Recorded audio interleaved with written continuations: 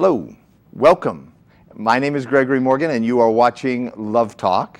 It is my pleasure to be with you and to take your calls and answer your questions about what works and doesn't work in relationships. And basically, if it's in relationships, it's pretty much in life in general as well. It is my intention to have an impact on the world at large, and most importantly in the areas of how we relate with each other, how we relate as human beings. And probably the most important relationship that you could possibly have is your relationship with yourself. How do you relate to yourself? Who are you for you? In your most private moments, in those moments when no one's around, no one's listening, nobody knows, who are you for yourself? Are you someone that you are proud of? Are you someone that you really respect? If you met someone like you, would you respect them? Would you want to get to know them? Are they interesting? And do they care about other people? Is your life all about just you and your comforts and your pleasures and your gratifications? Is your life about being happy? Or is your life about making a difference in the world, and is that how you find your happiness? Is that what fulfills you and makes a difference for you in your life? Or is your life all about getting other people to behave in some way that will make you feel more comfortable? So I want to talk to you about that today, okay? I'd like to talk with you about what is it that makes a human being fulfilled, whole, happy, and actually live a life that makes a difference in the world. Many of you, because I talk with you, many of you got up this morning simply because you didn't die in your sleep. You just got up. You have no point to your life, no real reason why you're living, no real purpose to your existence other than, well, I'm still here. I'm living my life because I'm still alive. And, so it sounds kind of funny, but really, you literally got up in the morning because you didn't die in the night. I'm asking you, is that really a life worth living? Now, don't any of you take any drastic measures and end your life out of this conversation. Point of the conversation is that maybe, perhaps some of you haven't started your life yet. There are people who have died at the age of 20, but they didn't get buried until they're 60 or 80. They walk around, they're totally asleep, and their life has no real purpose other than making it from one day to the next. And those people have not begun their life yet. And I want you to know, as somebody who's lived several lifetimes in this life, I've had several careers, several totally different manifestations of who I am for myself and to the world. And so this show's not about me, even though I'm telling you a little bit about myself. The only reason I would talk about me is if it can make a contribution to you. That's what my life is about now. My life's about you. My life is, how can I get you to hear? What do I need to say to have you be able to wake up, if you're sleeping, get focused, and begin to live what your life is about. This is my way, this is my approach, this is my chance to make a difference in the world. And I believe that all of us want to make a difference.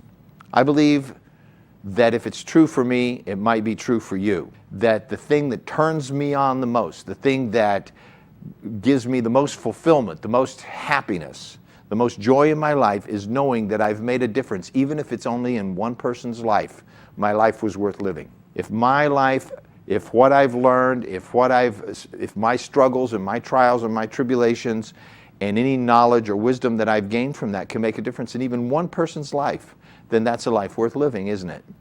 That's a life worth living.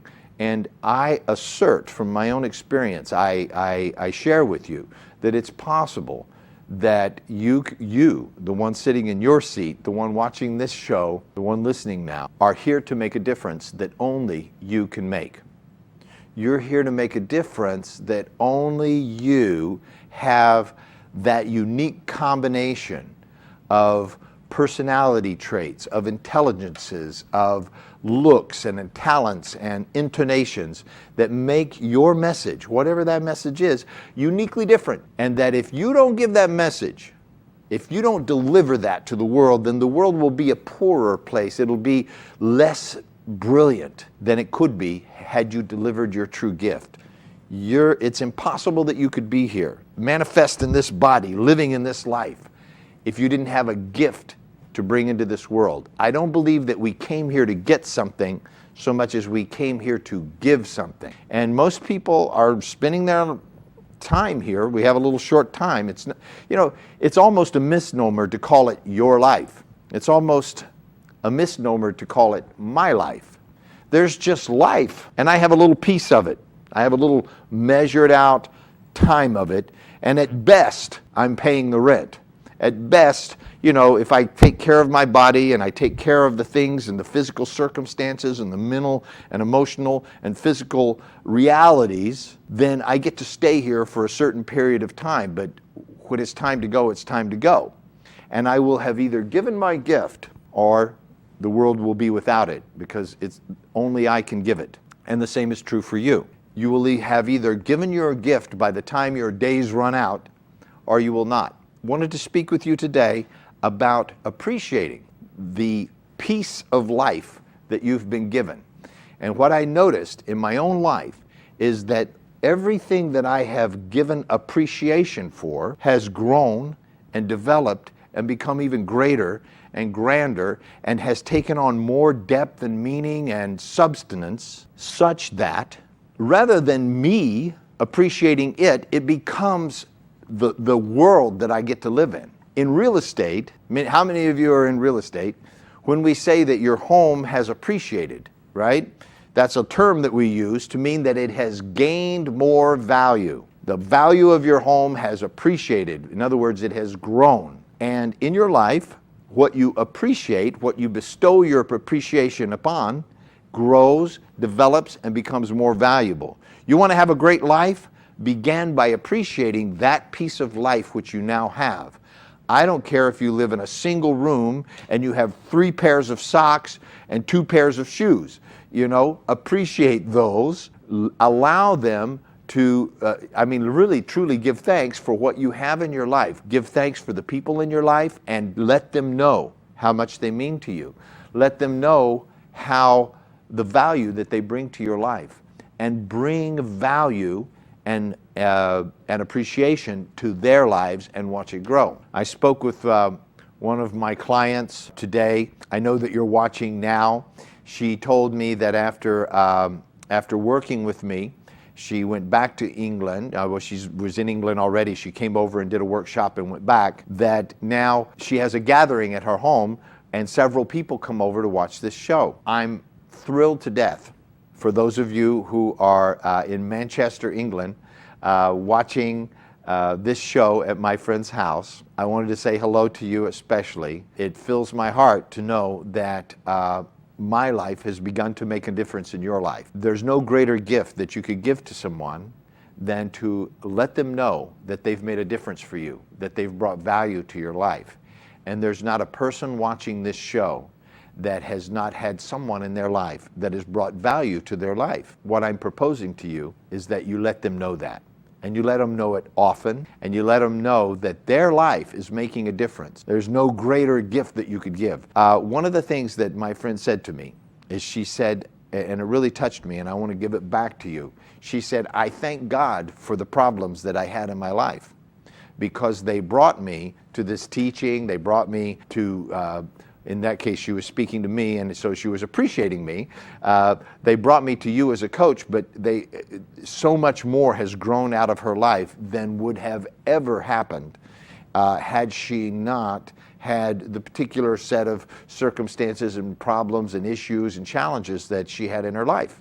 That's what I know that I'm getting my job done, is when somebody can look at the challenges, look at the trials and the tribulations and the pains that they've had in their lives, and they can truly, from their heart, and actually mean it, say, wow, thank God for that. Thank you. Thank you, life, for having given me these challenges that made me who I am, made me stronger, opened my eyes, woke me up. That's what I mean, that most people are just asleep. They're living in their pain, they're living in they have retracted at some point in their life from some pain in their life, which is quite natural at a certain point in your life to pull away from pain. And then there are those who hear the words that I'm saying when I say embrace growth. When I talk about my company's name, I'm actually talking about, it's actually a command, it's actually a suggestion, it's actually letting you know what there is to do. Embracing growth means that every challenge that you've ever had in your life, think of one now. Every challenge that you've ever had in your life, come into your life, it stayed for a while, and it changed you. You had to change your view of the world and adjust yourself and strengthen yourself in some way to bear the discomfort and the pain of that challenge and become stronger and eventually overcome that challenge. Some of you are struggling with challenges that seem like, oh my God, I will never get over this. Years from now, we'll look back and see, wow, at the time that was happening, I thought it was the end of the world. And you would all almost laugh.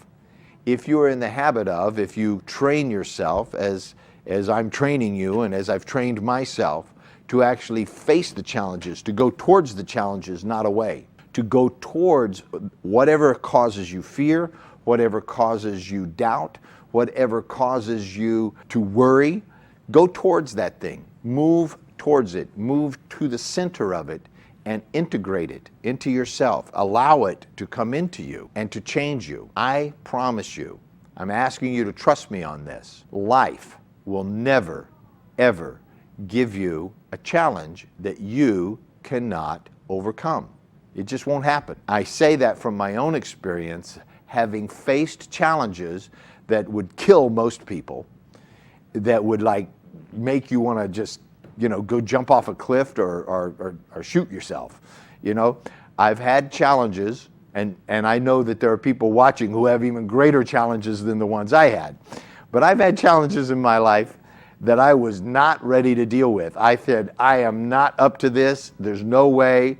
I've, cursed God and, been angry and fought and everything else. And at the time, I really thought, man, my life is terrible and I will never overcome this. And I'm looking back over it now over the years and I'm going, oh my God, thank God those things happened to me. I am so glad that I had the life that I've had. And I want you to know, I wouldn't trade my life for any of it. I would not trade my life for anybody else's. I love the life that I have now, and I love every single thing that has led up to it because it is giving me some peace that I needed to become the man that I'm proud to be. I'm happy with who I am. Am I where I want to be? Nope, I'm not. There's so much further I thought that I would be in my life at this point in my life. I thought I'd have so many things handled that I still struggle with. I thought I'd be richer. I thought I'd be so many other things in my life that that I'm still working towards. Okay? And I'm happy to have that challenge. I'm happy to have the privilege of being able to be with each of you in our seminars and in our workshops and on these television shows where it really is a pleasure when you, so sometimes it's not a pleasure. Sometimes you call and you have things that are so heartbreaking that it's difficult for me to understand how you could even bear the pain of that. And then sometimes some of the challenges that you come to me with are things that I've handled years ago for myself, and now I can help you with that. So I want to open the phone lines. If you have ever been watching the show and wanted to get on and you've tried to call and the lines have been busy and you haven't been able to get online, then this is a good time to do that. Starting to get some calls, I'm going to go ahead and take this one. Hello, this is Gregory, and you are live on the air. Hi, Mr. Morgan. Hi, how are you? I have a question. Yes, please. How do you feel about dating online and going on computer that nowadays young people, they do that? Well, I'm going to ask you a specific question, okay? Because when people ask general questions, it's kind of like a lecture. Are you dating or going online? No, I am not. But we had a discussion last night about this, and everybody was talking about it. And then I went against it. And I said, what happens to the romance? It should be a chemistry between two people. You can't just meet somebody online and they show the picture of them and then you meet the person, you go out. I don't believe in that. I believe in romance and chemistry has to be between two people, and they have to just meet each other and just have nothing to do with their look or anything else. You just feel like you have connection with this person. That's right. It's supposed to be. Everybody else was against me. They all were against me. They believe in going online, and that's a good thing to do.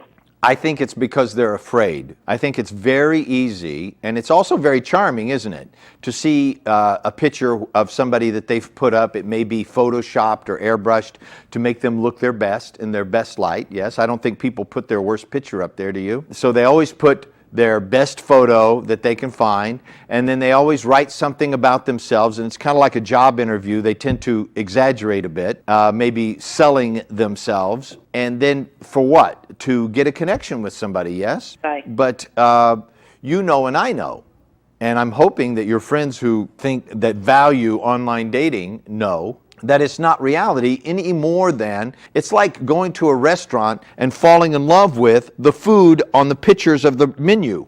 Oh, this is so nice. I really want to take this one home, you know? And it's a representation. It's a menu. It's like going to, you know, you go online, there's some pictures, there's some words. Okay, let's try this one, okay? Have some communication with them. For women in particular, your job as a woman is to trust your intuition first. Trust your heart, trust your gut. You have a natural inborn ability, and unless you're psychotic or you have some other kind of mental problem, you should trust your intuition. You should trust your inner voice. Yes? Right, yes. You get a feeling when you see a picture of someone. You get a feeling when you read the words. You get some kind of a feeling. And it's up to you to listen and say, is this my chemical feeling? Oh, because he's so handsome or whatever? Or is this something in my heart that's telling me, give this one a try? So your job as a woman is to sort through the ones that are no as quickly as possible. Yes? Yes. I want to tell you something. As women, you have about 20 years, and that's a pretty good amount of time, but it ain't that long. And that's between the ages of approximately 18 to 20. I'm going to say 20, okay, because 18 is way too young. You're still a kid, right? But from 20 to about 40 are your most fertile and attractive years. And just about any woman between the ages of 20 and 40 can get just about any guy to do just about anything if they know how to do that. Would you agree? You guys have got a lot of power. There's a particular power that is that we as a society, as a group of humans, give to, it's called the power of pogritude, the power of pogritude. It comes from the Greek word pogoros, which means grace and beauty, okay? Yes. Grace and beauty. We give people who are gracious and beautiful and young a certain power, don't we? Yes. They have a certain influence on us. That's why do you think, if you want to sell a car, what do you put? Pretty girl. You want to sell some beer? Pretty girl. You want to sell clothes? Pretty girl, right? You want to sell diamonds? Pretty girl, right? Yes. You got to put and it's not a really, really young girl like a baby, and it's not a really older woman either. Usually it's between the ages of 20 and 40 that we as men and as a society as a whole tend to gravitate towards people because they have a particular kind of power that we have given them, okay? If between the ages of 20 and 40 you have not used your pogoros, which is kind of like a bank account, right? Your pogritude, if you have not used that to secure a situation for yourself in life that involves a wholesome, loving, fulfilling relationship with whatever it is that you want, whether it's kids or a nice home or kids in a career or a beautiful man that loves you and cares for you, if you haven't used your personal beauty and grace to attain that for yourself, Right. guess what? What? You're probably going to spend the rest of your life alone. You got from 20 to 40. The chances of getting married after 40 decline rapidly, and you know that and I know that. It may not be good news. You may not like to hear it. I personally know many very gorgeous women that are between 40 to 60. And I'm 57, so they look really great to me, you know? Those, because of just how we're evolving as human beings, maybe that 40-year-old thing has gotten to be 45 or something like that, right? That time limit may have expanded a bit, but would you bet your life on it? No. Right? So when you're looking at relationships as a woman, you have a certain amount, let's call it like a bank account, this pulchritude that you own, that's yours. And you don't have to be incredibly beautiful. You just have to be young and healthy and somewhat attractive. And there's some guy out there looking for you, right? Right. So if you haven't used that time, that beauty, that grace, and that energy to purchase, if you will, a life situation that's satisfying and fulfilling for you, it's as if you rented an apartment one after the other until you ran out of money. Uh-huh. Do you see what I'm saying? Yes.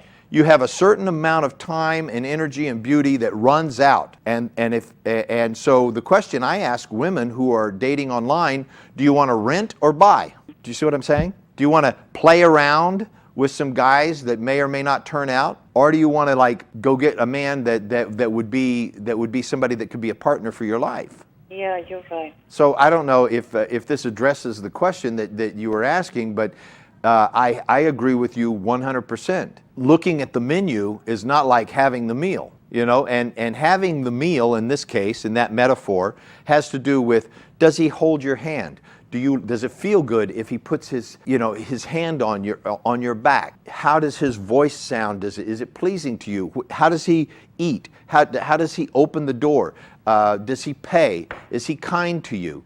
Is he rude or kind to the people who brought the food or who brought the car? You know what I mean? The people in the service industry, is he kind to them? Does he like children? You know what I'm saying? There's all these things. You can't find that out from dating someone online. It's not even called dating, whatever it is you people are doing online. Dating means somebody comes and picks you up, brings you some flowers, and takes you someplace and pays for it and calls you the next day. That's dating. Sending email messages back and forth, I don't know what that is. It's not dating, okay? It's a misnomer. It's a misuse of language. It's not dating. It's writing messages back and forth to somebody you don't even know if they look like that. Exactly. I've seen some of those pictures that people, then when you actually meet the person, you see them, they don't look like that. They never look like that. No, you're right. I just want to thank you so much for the beautiful, lovely show that you have. I mean, my pleasure. I really learned so much about you, believe me. And I can deal my problem much, much easier now. I just particularly like your show. I like Dr. Azita too, but I love the way you explain things. Thank you. Better, I mean it, and your English is the way you talk. It's very easy for us Iranian people to understand. You know, you don't talk fast. You don't talk with some they talk fast and everything. It's just I love this show. Anything I have to do, I just stop that. Any appointment, stop it. Just love to come home and show, and I can't wait to watch your program. That is so sweet. Thank you for saying that. That really makes me feel good. Are you on the East Coast? I'm in Baltimore. Baltimore, beautiful. Starting to get a little cold over there? It's kind of nice now, not cold, but cool? There's no humidity. Very nice. Thank you so much for calling. It really means a lot to me. Thank you. And you don't look like 57 at all. That's good. Thank you, Bob. All right, thank you. Bye-bye. Hello, this is Gregory. You're live on the air. Hello, Dr. Morgan. Yes. How are you, sir? Oh, hello there. Thank you for answering my call. I'm a 23 years old guy. I'm calling from London. Well, hello. Right. The reason for my call tonight is always to thank you for your program. I absolutely love your program. It's absolutely amazing. And second of all, I'm calling because I have this real problem since I've been 17. Okay. I've been really sensitive about anything that happens around me. It's like something that I make a huge thing out of it. It's like anything that is said to me, either regarding to myself or to anyone, it just gets into my head and it's just doesn't get out of my head. It takes a long time for it to escape my head. So you're I feel overly that is sensitive really, to... really affecting, having a negative impact on my confidence and anything. I feel like I'm losing my goals. I mean, the things I want to achieve in my life, I feel like I'm becoming less enthusiastic towards them. And I've been trying to sort of buy a few CDs and DVDs to see if they could help me. Mm-hmm. Like I've been going online, watching your programs, and if things could help. But I thought maybe it's a good idea to give you a call and discuss this matter with you, because it's something that I think, personally, for a 23-year-old guy, it's not a normal thing to happen. I feel when I see my friends, people around me who are sort of the age I am, this is not a normal thing to happen. I feel like really I need help. I need to speak to someone. I need to make sure that I am the person who I want to be in my life. And it's not easy to decide, because this sensitivity I have is affecting my everything. As I told you, I lost my confidence. Yes. I've actually, there's something on the sound of your voice. I think on business, in my studies, in the presentations I give, the sound of my voice has gone down. It is not the one. It is not like the sound it used to be. What do you think is impact coming from? Well, like to sort of cure it. Thanks for your question. Just in case the sound is a little weird over here, so I'm just going to quickly recap your question.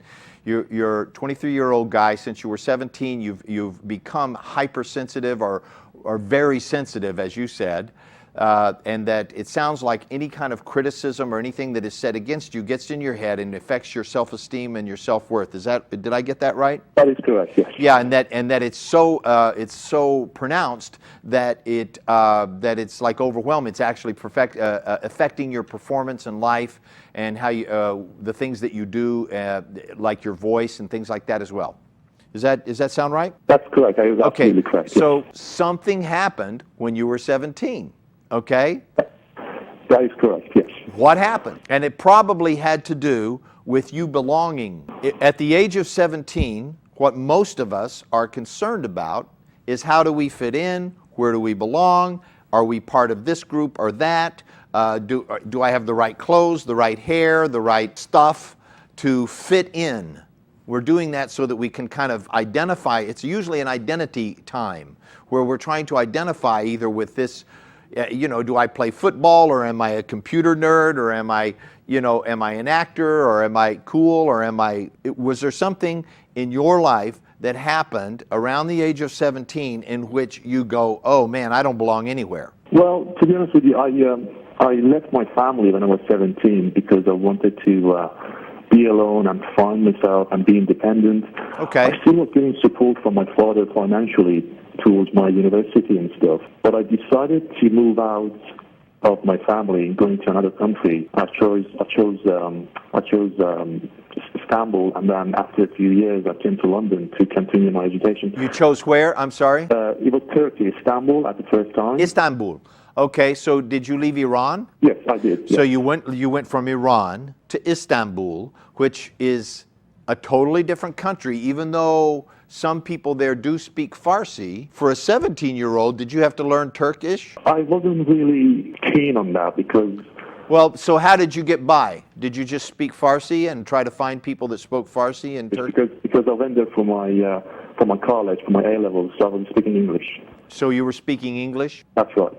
Okay, so you learned to speak English in Iran? No, what happened was I went to English classes while I was doing my high school. Okay, that's all I'm asking. So in high school, you learned some English? That's right. In Iran. So you need to get this. When you leave your parents' home, when you leave your country, when you leave the food that you're used to eating, the clothing that you're used to wearing, the friends that you're used to talking to, and you go into an entirely different environment, okay? Right. Another way of saying that is called a break in belonging. I see. It's a break in belonging. So say I'm here, I belong here, right? These are my people, these are my house, this is my neighborhood, these are my clothes, this is my food, I belong in this group, right? Sure. Now you take an individual out of that, it's broken. You don't belong anymore. Now you're in a country where you're uninvited. You're an uninvited guest in another country that speaks a different language, different food, even though some of it's kind of the same, but different rules, and you don't really belong there. You're imposing your presence in another place where you have to make yourself belong there.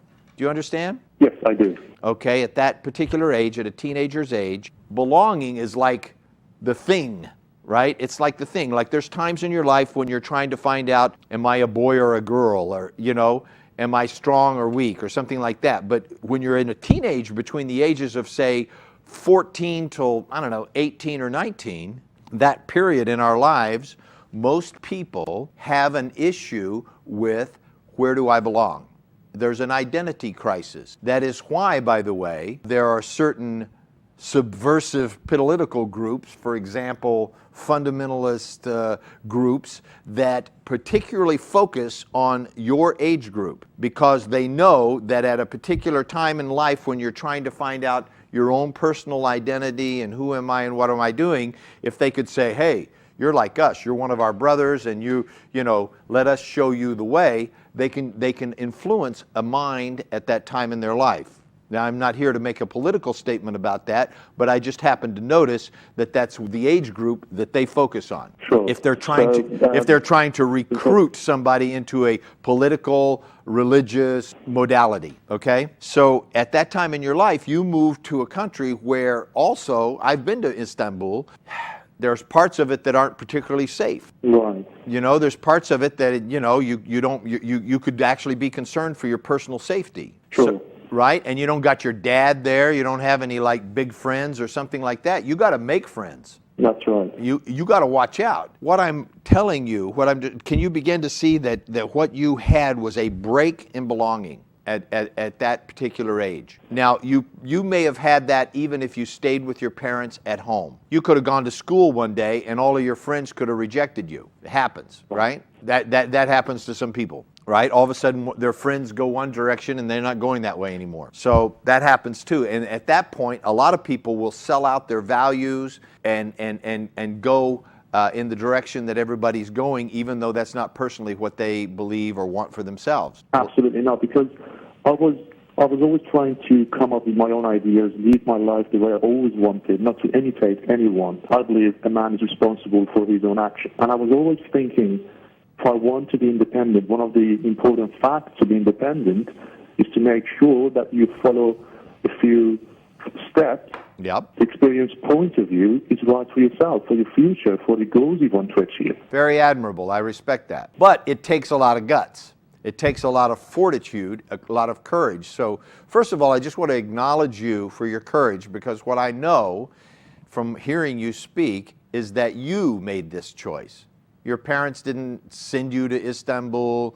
You didn't have to go. You chose to do that. That's correct. And then you chose to go from Istanbul to London. Correct. Which was yet another break in belonging, because now you don't even look like the people over there. Well, London's beginning to look more and more Mideastern, but you look different, you talk different, you have a different accent, your English isn't as good as theirs, so forth, yes? Well, to be honest, it's just the culture I'm still struggling to get used to, because the British culture is quite different. Yes. And I'm sure if I can handle the culture part, things will get a lot easier. Yeah, things will always start getting easier as you adapt. But the point of my mentioning this was that you are someone who has shown a great deal of courage, and you are somebody who's shown a great deal of independence and being able to think for themselves. Right. So, for you to now think badly of yourself, to lack confidence, beat yourself up, is almost silly. Do you know what I mean? You've taken bold steps and shown a great deal of courage. It's okay that you might feel afraid, that you might feel challenged, that you might feel like, oh my God, I don't belong, or I've got to work extra hard to belong more than other people. All of those may or may not be true. Right. But what you can pat yourself on the back about, what you can feel good about, is that I'm somebody that takes on enormous challenges. That you're 24 years old and that you are in your second foreign country studying, what are you studying? Aerospace engineering. Oh, something nice and easy like aerospace engineering. Yeah. Mm-hmm. How are you doing in that? It's just something that always makes a huge impact on the conversation, really. Well, because the reason it makes a big impact is because they don't just let anybody take those classes. You got to be smart, and you have to have proven that over time, again and again. I'll take it as a compliment. You have to be smart, and you have to have discipline, and you have to have courage, and you have to have the ability to think on your feet and change. The things that you're studying right now as an aerospace engineer may not even apply 4 years from now. Sure. Right? It's changing, isn't it? Aerospace engineering is changing as we speak, and so the challenges that you're facing today that were things that people learned in the past already, and they're teaching them to you, so you're studying it. 5 years from now, when you're out in the field as a licensed aerospace engineer, or whenever that is, you will be facing challenges that nobody's ever faced before. We don't even know what they are yet. Sure. As planes get bigger and faster and fuel gets more scarce and all of the and more things get airborne, and the security things, the things that you will have to design and come up with, nobody's ever had to face before, and we don't even know what they are yet. That's right? Correct. Yes, absolutely. So I'm just telling you that's who you are. I think it's appropriate. You should feel a little scared. Well, it's do you see what I'm saying? The major. It is not because of the major I study, really, because I decided to study these schools when I was 17, and I just went for it. And this is my final year. Mm-hmm. So it is. I can't see, because I always talk to myself like, why am I like this? Why can't I be just a little bit more normal? And there is no question coming to my head that this might be because of my course that I have chosen to study. The goals that you have chosen and the thing that you are studying is very left brain. Do you understand what I mean? We have two sides of our brain. One of them is involved with logic, language, thinking and reasoning, calculating, math. All of that exists on the left brain, okay? Then there's another part of your brain that is all about beauty and color and intuition and feelings and emotions and social things, how things fit and work together. One part of your brain can look at a mathematical equation and make sense of that.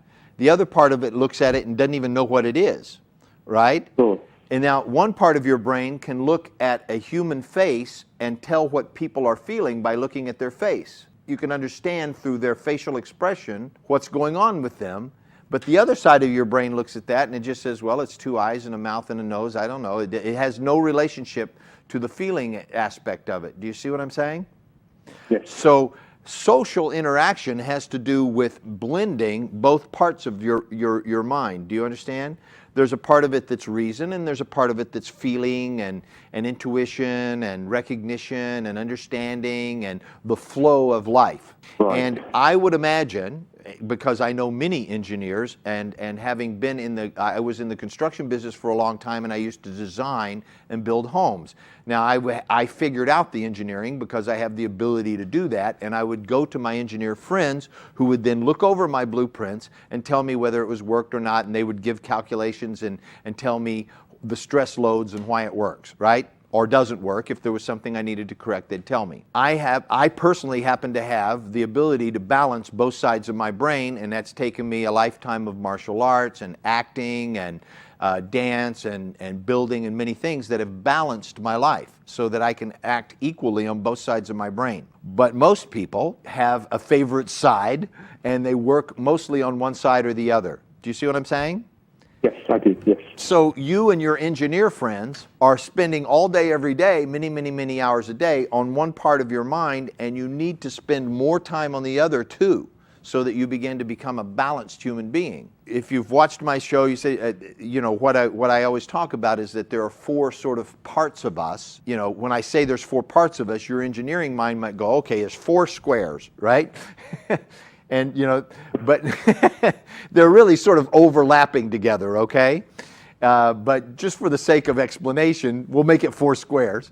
And there's the mental, the spiritual, the emotional, okay? Mental, spiritual, emotional, and physical. The mental, spiritual, and emotional are all invisible. You can't see them. No. Only the physical. As an engineer, you spend a lot of time in your mental part, right? It's mostly mental. So you're very, very strong in that area. And then, you have a certain intuitive feelings that, it's like, well, if this and that is that, then I sort of can guess that this would work. So there's a little bit of intuition, but it's mostly mental. I see. So as a whole human being, you want to be able to, it's kind of like a tire or a bicycle wheel. If you were going to ride a bicycle in a race, you would want all of the spokes to be tuned equally, yes? Absolutely. Right? So they tune the spokes so they all have equal tension, and that's what makes the wheel be balanced and perfect and have no resistance. Correct. If there's any part of that that's not tuned up right, that wheel will wobble and use up resistance and cause you to work really hard, and you won't be as efficient, right? And eventually it will damage it. It'll eventually damage it, and it'll ultimately break down, yes. Having a balanced life is like having all the spokes in your wheel tuned equally so that you are at the center of your life, and the mental, spiritual, and emotional and physical aspects of yourself, rather than being seen as different parts that you have to take care of, this one and that one and that one and that one, they're more like one whole thing. I see. And you're balanced in it so that you're using all of the parts of you at the same time. Now, one of the things I get to do when I'm doing this show is I'm actually being what I'm saying. I'm actually demonstrating what it is that I'm talking about. And for those of you that can see it, you can see that what I'm demonstrating is being mentally, spiritually, emotionally, and physically at the same time. That's why my body makes the gestures of the words that I'm saying, so that you can get the feeling of it as well. So what I would like for you to do, as my suggestion to you, you need to take some time every single day, even if it means you get less sleep or less of something else, but take some time every single day to go, take your shoes off and walk in some grass, sit in a park and, focus your full attention on some plants or an animal or children playing. Listen to wonderful music, get an iPod or something like that and listen to some classical music or some meditation music or something that causes you to feel emotion. Do you see what I'm saying? Yes, I do. So that you begin to express that part of your life as well. Because the confidence, the lack of confidence that you're talking about, right, is because inwardly you know that in some part of yourself that you're out of balance and that you're insufficient, if you will. Yes. That there's some part of you that is not fulfilled, that is not whole, that in other words, you have some spokes that are not tuned up, and that your wheel is wobbling a little bit on the I'm studying a lot and learning a lot as an engineer side. And then there's the I don't belong thing that all human beings have anyhow, by the way, my brother. Most people have a feeling of disconnection from other human beings, and we're all walking around trying to connect. And the most powerful way to connect with other human beings is connect with you first. Your own heart, your own body. Like, look at your feet and say, yep, that's my feet on the floor. These are my hands. I know this sounds weird. This sounds funny to some people. But most people never even actually look at their own self in space, in time, and get present to their physical presence there and how actually they're pretty well. It feels good to be you. It's fine. There's no resistance. When you stop resisting it, you realize, I'm actually feel good being me. And when you get like that, when you get like, I'm totally happy to be me, I wouldn't want to be anybody else, I'm totally cool and comfortable with my body, with my mind, with my spirit, with my feelings. It doesn't mean you're comfortable all the time. You can be uncomfortable, but you're well. You're just well with yourself. And then when some other person comes along, whether they're in balance or out of balance, you'll be able to see it, first of all. It'll be really apparent to you. And most people are out of balance. When you see the ones that are balanced, you're like, oh, there's another one. Hi, Very true. You feel good. You're attracted to them. You want to go over there. Get yourself balanced. And one of the things that you want to do, like I said, meditate, be present, eat some nice food, give yourself nice experiences to balance out the working and the focus that you're doing. And then The other thing is just, give yourself the confidence to go and introduce yourself to people and give yourself the right to be there and to feel confident and good about yourself. There's really no deep, dark thing to uncover here. You took some big chances, went to some places where you felt like you didn't belong, and now you're 24, and that's pretty much going to go away by itself anyhow. You're just going to outgrow it, because you will outgrow that, by the way. I'm sorry, I missed that. Please repeat. You will outgrow this feeling not belonging or feeling uncomfortable. Sure, yes. You'll leave it behind at some point. Well, I'm really looking forward to it, because to be honest, I started panicking. I said, because it started happening when I was 17, I said, I'll get over it, it should be okay. It is now 6-7 years gone past 17 years old, and I'm still thinking, oh dear, I'm still having that struggling situation. But I will definitely take your advice and get my brain, the left and the right hand side balance, and I will get back to you if I either feel good. Let me know how it goes. To give you some feedback on that. Thank you very much for your time. Hello, this is Gregory, and you are live on the air with Love Talk. Thanks for your good show. I always enjoy watching you and your show. It's a pleasure. Thank you very much. I'm always happy when men call too, because mostly that I love the women, of course, but it means that I'm getting through to the men as well. Anyway, you talk about balance in life. I am one of those people that lost that balance at the age of 48, and that brings a lot of problems for me. Like, my wife was with somebody else, and I saw that, and a couple of times, and my daughter, also not happy about things in life.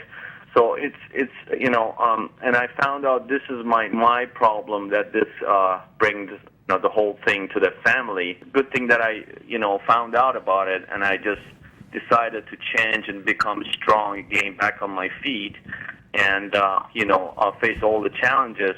But still, I am afraid. That trust that was for a long time was in our family.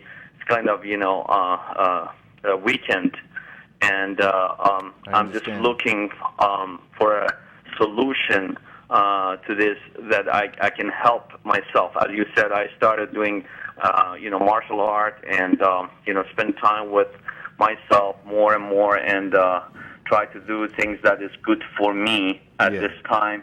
But the main question, how do I bring that trust back and, get my life going? Thank you for that question, and I really respect that you care so much about your relationship and that your family, that you would make a call to a show like this, and I appreciate your trust. So I just want to say that from the beginning. And that this has occurred in your life at the age of 48. A lot of people say, they talk about men and having a midlife crisis. What you're talking about is really, I don't call it a midlife crisis, okay? It's only a crisis if you call it a crisis.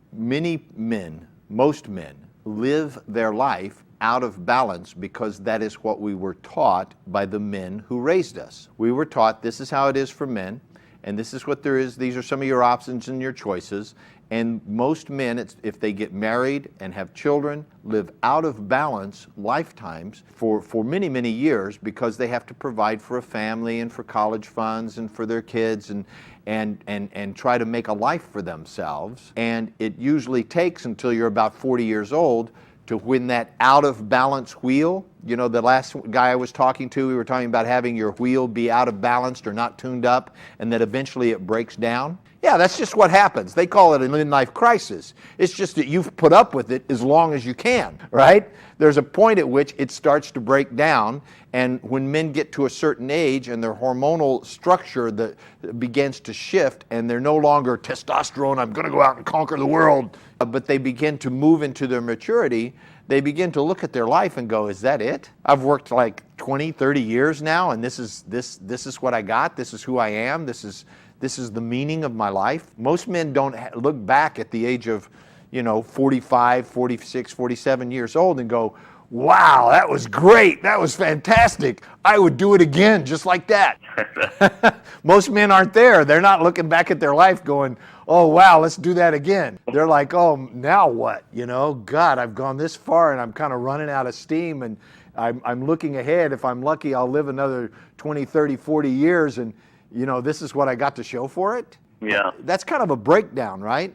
So there's a difference between a breakdown and a crisis. A breakdown is measured against something greater. So if I want to shoot 100 arrows at a target and get all 100 of them exactly in the bullseye, I might not get them all in there, right? Yep. And measured against that goal, anything that missed the target would be a breakdown. But it's not a crisis, it's just a breakdown. Do you see what I'm saying? Yes. It's just I shot it and it didn't go where I wanted it to go. That's okay, that you can correct and continue. So the difference between a breakdown is that you correct it and you continue. The fact that it didn't work out like you wanted it to work out doesn't necessarily mean it's the end of the life. It's just, oh, okay, now I can correct and continue. And that, my friend, is what a master does. A master is not somebody who doesn't make mistakes. A master is not somebody that gets all 100 arrows in the center of the target. A master is someone who corrects their mistakes. If you fly an airplane from Los Angeles to New York, 99% of the time it is off course. It's constantly correcting to stay in the general direction of New York. But it's never exactly going to New York. Do you see what I'm saying? Yes. And that's what a master does. A master aims and corrects, is constantly correcting, constantly changing, constantly adjusting, and moving forward inside of something that they are committed to. Whatever it is that led up to your wife having an affair with another man and your daughter being unhappy and you losing trust in your relationship and all that, whatever led up to that was simply a breakdown. You can adjust and correct, and that's what a master does. You can go online to my website. They're going to put it up on the thing. There's a front page, and in there it says Honor, Integrity, and Mastery Workshop. Find out more, and if you click on that, it'll take you to a page that'll tell you all about that, and you'll have an opportunity to register in that. You can also call me. As far as your original question about getting back trust, here's what I want to say to you about that. Your trust, sir, is a gift that you either give or you don't. It can't be earned and it can't be broken. I choose to trust. Whether the person's trustworthy or not is their business. But whether I trust them or not is mine. Do you see? Yes. I'm in control of my trust, not them. So don't give your power away. Don't give your power to your wife. Maybe she did something that was untrustworthy. That's on her. Let her deal with that. You and you alone have the choice to trust or not to trust. And as dirt simple as that sounds, I want to tell you, that's how it is. That's what it comes down to. You're either going to trust her or you're not. And that's your gift. Trust is a gift. That's very true. Yeah, it's yours to give or yours to take away. So don't play takeaway. Yes. Don't play takeaway as a way of trying to get her or manipulate her or get her to prove that she's trustworthy. You're either going to trust her or you're not. I told my wife before I married her, I said, I know that in the years to come you will hurt me and you'll say things and do things because that's how human beings are. Yes. You're a woman, I'm a man, we're very different. You're Iranian, I'm from Oklahoma. We're going to say and do things that hurt each other. I want you to know that I'm sorry in advance for all those things that I'm going to say and do that's going to hurt you. I don't want to, but I know that someday I will. And I want you to know that I forgive you already for everything that you're ever going to say and do that'll hurt me. It's just my choice. I choose to forgive you in advance, so you don't even have to worry about it. You just be who you are, and, please don't hurt me. But if you do, I forgive you already. Okay. That makes sense. That's my choice. Can you hear the power in that? Yeah. That puts me in control of my life, which is the only way I want to have it. That's very true. Yeah. So that's about that. That's one of the things that you will get in the Honor, Integrity, and Mastery Workshop is the ability, you call it, for how it's going to be in your life, and nobody else. Okay. Okay. All right. Thank you, sir. I appreciate your call. I hope this helped. All right. Thank you. Bye-bye. Bye. All right, I've got to wrap it up. I'm out of time. I'm Gregory Morgan, and I'm out of here for this week. I'll see you back here again next week at Love Talk.